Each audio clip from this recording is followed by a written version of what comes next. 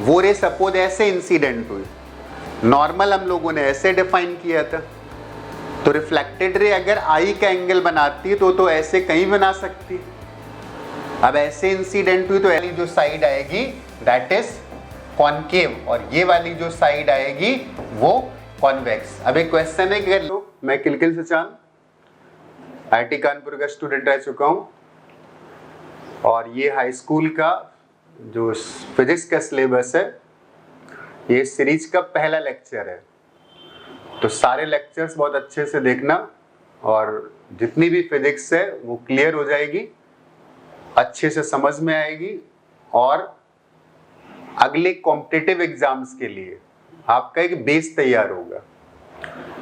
तो 10th class की physics में जो पहला चैप्टर है वो ऑप्टिक्स का चैप्टर है और ऑप्टिक्स तुम लोग 9th क्लास में पढ़ चुके होगे, रिफ्लेक्शन वगैरह।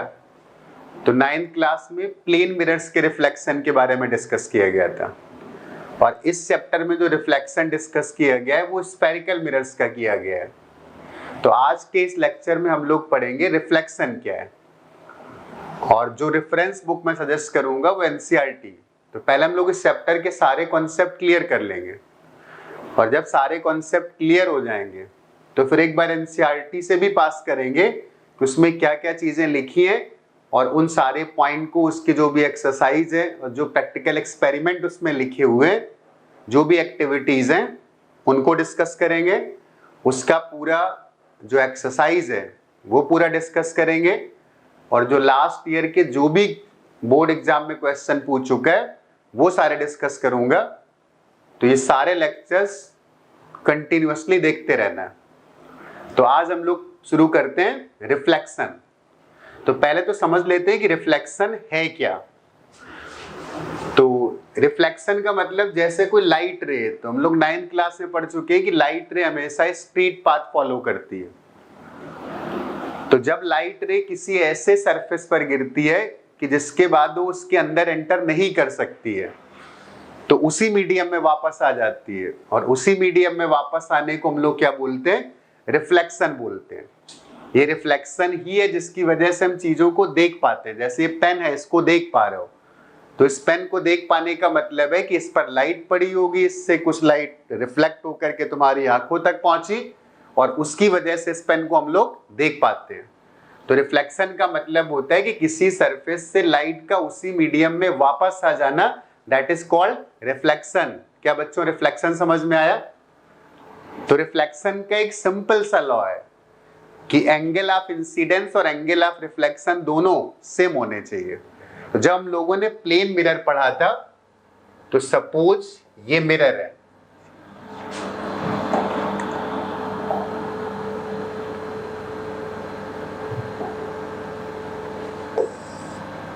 ये मिरर है और मिरर का एक साइड रिफ्लेक्टिंग होता है, एक साइड पॉलिश्ड होता है। तो इस साइड को हम लोगों ने कर दिया पॉलिश इस तरीके से और इस मिरर पर एक रे इंसिडेंट हुई, ये रे इंसिडेंट हुई, तो इसको हम लोग बोलते हैं इंसिडेंट रे। क्या बोलते हैं? Incident ray. तो जिस पॉइंट पर रे इंसिडेंट होती है, इस पॉइंट पर इंसिडेंट हुई है और जो हम लोगों का मिरर का सरफेस होता है तो इस सरफेस पर इस पॉइंट से एक परपेंडिकुलर ड्रॉ कर देते हैं। ये परपेंडिकुलर ड्रॉ कर दिया तो इंसिडेंट रे इस परपेंडिकुलर और इसी परपेंडिकुलर को हम लोग क्या बोलते हैं, इसका नाम होता है नॉर्मल। जिस पॉइंट पर रे इंसिडेंट होती है उस पॉइंट पर अगर मिरर के सरफेस के परपेंडिकुलर एक लाइन ड्रॉ करी जाए तो उस लाइन को हम लोग बोलते हैं नॉर्मल और इंसिडेंट रे नॉर्मल के साथ जो एंगल बनाती है उसी एंगल को हम लोग बोलते हैं एंगल ऑफ इंसिडेंस। तो यहां पर ये वाला जो एंगल बना है इसको हम लोग लिख देते हैं आई और इस आई का मतलब क्या था, this I is incident angle या इसी को बोल सकते हैं angle of incidence. Incident ray normal के साथ जो एंगल बनाती है उस एंगल को हम लोग बोलते हैं एंगल ऑफ इंसिडेंस। तो रे उसी मीडियम में वापस आती है, लेकिन जो रे वापस आती है वो भी नॉर्मल के साथ सेम एंगल बनाती है। तो जो रे इसको बोलते हैं रिफ्लेक्टेड रे। तो जो रे उसी मीडियम में इस मिरर से टकरा करके वापस आ गई तो उस रे को हम लोग बोलते हैं रिफ्लेक्टेड रे। तो इसको क्या बोलेंगे? इसको बोलेंगे रिफ्लेक्टेड रे। और रिफ्लेक्टेड रे नॉर्मल के साथ जो एंगल बनाएगी उसको हम लोगों ने सपोज क्या बोल दिया? आर बोल दिया। और इस आर को हम लोग बोलते हैं एंगल ऑफ रिफ्लेक्शन। तो this are is called angle of reflection. क्या इतनी सारी बातें अभी तक समझ में आई? जो रे मिरर पर पड़ती है और मिरर पर रे जो पड़ती है वो हमेशा रिफ्लेक्टिंग सरफेस पर पड़नी चाहिए। तो वो रे उस सरफेस पर पड़ करके उसी मीडियम में वापस आ जाती है। तो जो रे मिरर पर पड़ती है उसे क्या बोलते हैं? इंसिडेंट रे बोलते हैं। और जो उसी मीडियम में रिफ्लेक्ट होकर के वापस आती है उसे रिफ्लेक्टेड रे बोलते हैं। जिस पॉइंट पर हमारी रे इंसिडेंट होती है उस पॉइंट पर उस मिरर के परपेंडिकुलर जो लाइन ड्रॉ करते हैं उस लाइन को हम लोग बोलते हैं नॉर्मल। और नॉर्मल के साथ इंसिडेंट रे जो भी एंगल बनाती है उसी को हम लोग बोलते हैं एंगल ऑफ इंसिडेंस। और रिफ्लेक्टेड रे नॉर्मल के साथ जो एंगल बनाती है उसे एंगल ऑफ रिफ्लेक्शन। तो रिफ्लेक्शन का एक सिंपल सा लॉ है कि एंगल ऑफ इंसिडेंस और एंगल ऑफ रिफ्लेक्शन दोनों कैसे होने चाहिए? सेम होने चाहिए। मतलब एंगल ऑफ इंसिडेंस और एंगल ऑफ रिफ्लेक्शन ये दोनों वैल्यूज कैसी होनी चाहिए? सेम होनी चाहिए। अब यहां पर एक और सबसे इंपॉर्टेंट चीज है, तो इस चीज को हमें विजुलाइज करना है। तो इस चीज को विजुलाइज करने के लिए सपोज मैंने मान लिया ये बुक है और इसका ये सरफेस रिफ्लेक्टिंग है। तो जो रे इंसिडेंट हुई वो रे सपोज ऐसे इंसिडेंट हुई। नॉर्मल हम लोगों ने ऐसे डिफाइन किया था। तो रिफ्लेक्टेड रे अगर आई का एंगल बनाती तो ऐसे कहीं बना सकती है। अब ऐसे इंसिडेंट हुई तो ऐसे नहीं जा सकती है, ऐसे इंसिडेंट हुई तो ऐसे जा सकती है। इसका मतलब है कि इंसिडेंट रे, नॉर्मल और रिफ्लेक्टेड रे तीनों एक ही प्लेन में होने चाहिए। मतलब यहां पर जो अगला पॉइंट है जो सबसे इंपॉर्टेंट पॉइंट है और वो इंपॉर्टेंट पॉइंट है कि angle of incidence angle of reflection तो सेम होने चाहिए, लेकिन इंसिडेंट रे, नॉर्मल और रिफ्लेक्टेड रे ये सारे कैसे होने चाहिए? Must be in same plane. Angle of incidence और एंगल ऑफ रिफ्लेक्शन ये दोनों वैल्यूज कैसी होनी चाहिए? सेम होनी चाहिए। लेकिन जो इंसिडेंट रे है, नॉर्मल है और रिफ्लेक्टेड रे है ये तीनों एक ही प्लेन में होने चाहिए। और ये हम लोगों का लॉ ऑफ रिफ्लेक्शन है। क्या इतनी बात क्लियर हो गई? तो law of reflection, angle of incidence equal to angle of reflection, incident ray, normal और रिफ्लेक्टेड रे ये तीनों एक ही प्लेन में होने चाहिए। तो ये सारी बातें हम लोग क्लास 9th में पढ़ चुके थे। तो हम लोग की जो 10th के सिलेबस में है वो स्फेरिकल मिरर्स है। और स्फेरिकल मिरर्स किससे बनते हैं? स्फीयर से मिलके बनते हैं। स्फीयर समझते होगे, जिस बॉल से खेलते रहोगे वो क्या है? एक स्फीयर है। जितनी भी हम लोग बॉल देखते हैं वो सारे क्या हैं? स्फीयर है। तो अगर मैंने कोई एक स्फीयर का पार्ट ले लिया ऐसे, ये एक स्फीयर का पार्ट है, वैसे कंप्लीट स्फीयर रहा होगा और इसका छोटा सा पार्ट हम लोग एक कोई 1/3 पार्ट इसका सपोज हम लोग मिरर बनाने में इस्तेमाल करते हैं। तो जो हम लोगों ने स्फेरिकल मिरर बनाना था उसमें स्फीयर का हम लोगों ने इतना पार्ट ले लिया। तो उस स्फीयर का कोई ना कोई सेंटर भी रहा होगा। तो ये उस स्फीयर का सेंटर था।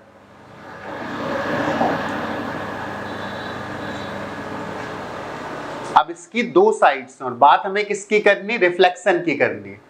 तो हम लोग दोनों साइड में कोई भी साइड पॉलिश कर सकते हैं।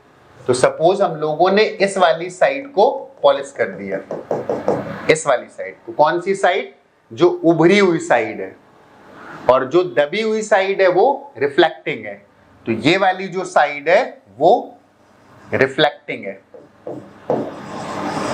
और जो उभरी हुई साइड है वो पॉलिश्ड है। जो उभरी हुई साइड होती है इसको हम लोग बोलते हैं कॉन्वेक्स साइड, और जो दबी हुई साइड होती है इसको क्या बोलते हैं? इसको हम लोग कॉनकेव साइड बोलते हैं, और ये कॉन्वेक्स साइड। तो जो फिलहाल मैंने यहां पर मिरर बनाया है, उस मिरर में दो साइड्स, किसी मिरर में दो साइड्स होंगी, एक पॉलिश्ड होगी और दूसरी रिफ्लेक्टिंग होगी। तो जो दबा हुआ साइड होता है उसे क्या बोलते हैं? कॉनकेव बोलते हैं, और जो उभरा हुआ साइड होता है उसे क्या बोलते हैं? कॉन्वेक्स बोलते हैं। तो हम लोगों ने इस पार्ट में कॉन्वेक्स साइड को पॉलिश कर दिया, इसको बोलते हैं सिल्वर कर दिया, और जो कॉनकेव साइड था उसको हम लोगों ने रिफ्लेक्टिंग रखा। जिस साइड पर सेंटर है वो साइड कॉनकेव साइड है, और जो दूसरी साइड बनती है वो कॉन्वेक्स साइड है। एक और दूसरा कोई पार्ट लेते हैं, तो वो पार्ट हम लोगों ने ऐसे ले लिया, इस तरीके से। इस पार्ट का जो सेंटर है वो दूसरी साइड पर है, मतलब जिस साइड पर सेंटर है वो कॉनकेव साइड है। तो ये वाली जो साइड है वो कॉनकेव साइड, ये वाली साइड कॉनकेव साइड हो गई, राइट। और ये वाली जो साइड हो गई वो कौन सी हो गई? कॉन्वेक्स साइड हो गई। तो हम लोग अब इस वाले केस में कॉन्वेक्स साइड को पॉलिश किया था, और इस वाले केस में हम लोग पॉलिश कर देते हैं कॉनकेव साइड को, ये वाला। तो जो पॉलिश साइड हो गई वो कौन सी है? कॉनकेव, और जो रिफ्लेक्टिंग साइड हो गई वो कौन सी हो गई? Convex side. तो जो कॉन्वेक्स साइड यहां पर है वो रिफ्लेक्टिंग है, ये जो साइड है वो रिफ्लेक्टिंग है। कुल मिलाकर के फिलहाल हमको कितना समझना है कि किस साइड को कॉनकेव बोलते हैं, किस साइड को कॉन्वेक्स बोलते हैं। तो इसको समझने का बड़ा सिंपल तरीका है, जो दबी हुई साइड होती है उसे कॉनकेव, और जो दूसरी मतलब उभरी हुई साइड है वो कॉन्वेक्स है। तो अगर मैं इस वाले केस की बात करता तो लेफ्ट कैसी हो गई? कॉनकेव, दबी हुई है, और राइट साइड कैसी हो गई? कॉन्वेक्स। इस वाले केस में बात करता है तो राइट वाला पार्ट कैसा हो गया? कॉनकेव, और जो लेफ्ट वाला पार्ट है इधर उभरा हुआ वो कॉन्वेक्स। सेंटर हमेशा किस तरफ होता है? अगर मैं इस वाले केस की बात करता तो इस स्फीयर का सेंटर लेफ्ट में होगा, और इस वाले स्फीयर की बात करते तो इसका सेंटर राइट में होगा।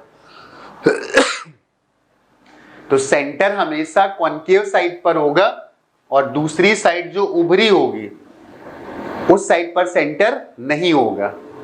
तो अगर हम लोगों ने कॉन्वेक्स साइड को पॉलिश कर दिया है तो रिफ्लेक्टिंग साइड कौन सी हो गई? कॉनकेव साइड हो गई। और अगर हम लोगों ने कॉनकेव साइड को पॉलिश कर दिया है तो रिफ्लेक्टिंग साइड कौन सी हो गई? अब की बार कॉन्वेक्स साइड रिफ्लेक्टिंग साइड हो गई। और इसी से इन मिरर्स के नाम भी रखे जाते हैं। तो नाम किस हिसाब से रखा जाता है? जो साइड रिफ्लेक्टिंग है उसी साइड के अकॉर्डिंग उस मिरर का नाम रखा जाता है। तो बच्चों ये बताओगे कि इस वाले पार्ट में कौन सी साइड रिफ्लेक्टिंग है? तो जो कॉनकेव साइड है वो रिफ्लेक्टिंग है, और इसीलिए इसका जो नाम रखा जाएगा वो रखा जाएगा कॉनकेव मिरर। तो चूंकि कॉनकेव साइड रिफ्लेक्टिंग है तो इसको हम लोग बोल सकते हैं कॉनकेव मिरर।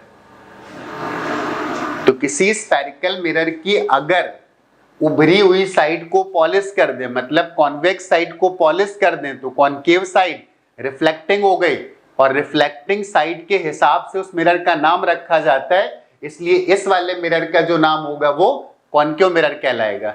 अगर हम लोग बात करते हैं दूसरे साइड पर, अगर इस वाले मिरर की बात करते कि मैंने अब की बार कॉनकेव साइड को तो पॉलिश कर दिया, लेकिन रिफ्लेक्टिंग कौन सी है? रिफ्लेक्टिंग कॉन्वेक्स साइड है, तो इस मिरर का जो नाम रखा जाएगा वो रखा जाएगा कॉन्वेक्स मिरर। अगर कॉनकेव साइड रिफ्लेक्टिंग है तो कॉनकेव मिरर, और अगर कॉन्वेक्स साइड रिफ्लेक्टिंग है तो कॉन्वेक्स मिरर। इसका मतलब मिरर्स का जो नाम रखते हैं वो क्लियरली समझ में आ गया होगा। क्या इतनी बात क्लियर हो गई? राइट, आगे बढ़ते हैं इस पर। एक बार फिर से बोलना, मेरे पास एक मिरर था, ये मिरर था और मैंने इस वाली साइड को पॉलिश कर दिया। लेफ्ट साइड कैसी है? पॉलिश्ड या रिफ्लेक्टिंग? लेफ्ट वाली साइड पॉलिश्ड है, राइट वाली साइड कैसी है? रिफ्लेक्टिंग है। लेफ्ट साइड और राइट साइड में कौन सी कॉनकेव और कौन सी कॉन्वेक्स है?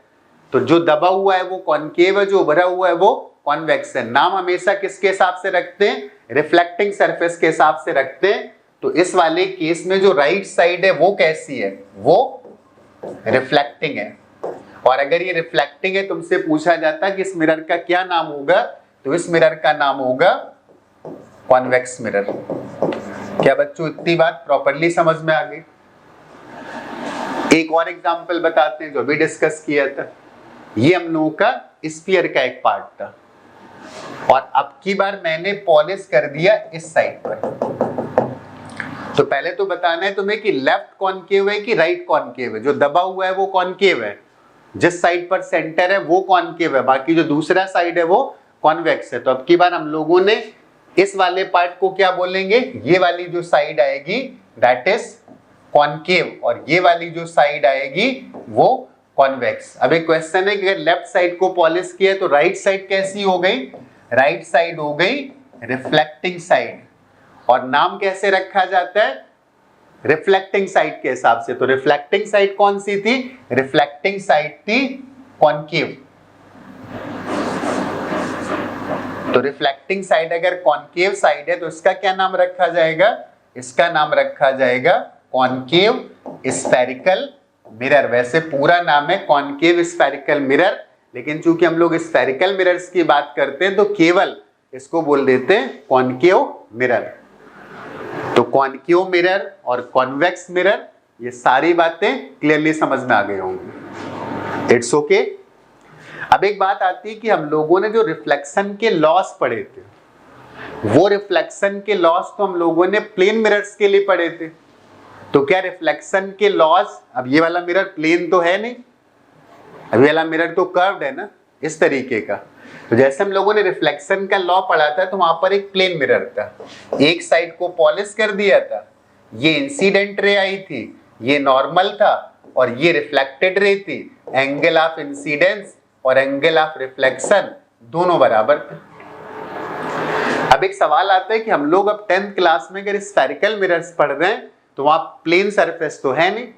अब जैसे मैं बात करता है कि मिरर का ये पार्ट था और इस साइड को हम लोगों ने ऐसे करके पॉलिश कर दिया। अब इस पर कोई रे इंसिडेंट होती है, इस पर रे इंसिडेंट होती है कुछ ऐसे, इस जगह पर, इस पॉइंट पर। तो फिर हम नॉर्मल वगैरह कैसे ड्रॉ करे जाएंगे? तो इसका जो सबसे पहला पार्ट होता है, वो सबसे पहला पार्ट होता है कि इस मिरर के जिस पॉइंट पर रे इंसिडेंट हो रही, वो पॉइंट मैंने यहां पर O मान लिया, O। तो उस पॉइंट पर मिरर के एक टेंजेंशियल लाइन ड्रॉ कर दो, एक ऐसी लाइन जो मिरर पर उस पॉइंट पर टेंजेंट हो, और इसी टेंजेंट को बेस मान करके हम लोग नॉर्मल डिफाइन करेंगे। तो इसको हम लोग मान लेंगे कि ये प्लेन मिरर हो गया। अब नॉर्मल डिफाइन करना है तो इस पॉइंट से इसके परपेंडिकुलर एक लाइन ड्रॉ कर देंगे और इसको क्या बोलेंगे? नॉर्मल बोलेंगे। और नॉर्मल के साथ इंसिडेंट रे जो एंगल बनाती है उसी एंगल को हम लोग बोलते हैं एंगल ऑफ इंसिडेंस। तो जो रिफ्लेक्टेड रेज आ रही होगी, रिफ्लेक्टेड रे आएगी। तो जैसे एक सरफेस में और देता,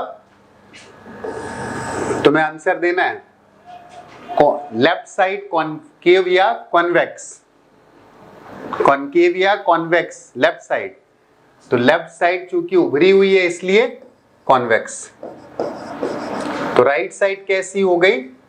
कॉनकेव। एक अगला क्वेश्चन, सेंटर किस साइड पर होता है? कॉन्वेक्स साइड पर होता है या कॉनकेव साइड पर होता है? तो सेंटर हमेशा कॉनकेव साइड पर होता है। अब की बार मैंने इस साइड को पॉलिश कर दिया। कौन सी साइड को पॉलिश किया? कॉन्वेक्स साइड को पॉलिश किया। तो रिफ्लेक्टिंग कौन सी हो गई? कॉनकेव साइड हो गई। और फिर यहां पर मैंने एक रे इंसिडेंट कराई, ये this is our incident ray. तुम्हें क्या करना है कि तुम्हें इसका नॉर्मल डिफाइन करना है, एंगल ऑफ इंसिडेंस डिफाइन करना है, एंगल ऑफ रिफ्लेक्शन डिफाइन करना है। तो पहले सोचो कि कैसे डिफाइन करना है कि जहां पर रे इंसिडेंट हुई है उस पॉइंट पर तुरंत एक टेंजेंट ड्रॉ करनी है, उस पॉइंट से इस टेंजेंट के परपेंडिकुलर एक लाइन ड्रॉ करनी है, और इस लाइन को हम लोग क्या बोलेंगे, नॉर्मल बोलेंगे। इंसिडेंट रे ने इसके साथ जो एंगल बनाया होगा that is called angle of incidence, और उतने ही एंगल पर दूसरी साइड पर एक रे वापस भिजवा देनी है, और इसका भी एंगल आर, और ये आर किसके इक्वल होगा, आई के इक्वल। तो इस वाली रे को हम लोग बोलेंगे रिफ्लेक्टेड रे। तो इतना बेसिक पार्ट सबको समझ में आ गया होगा।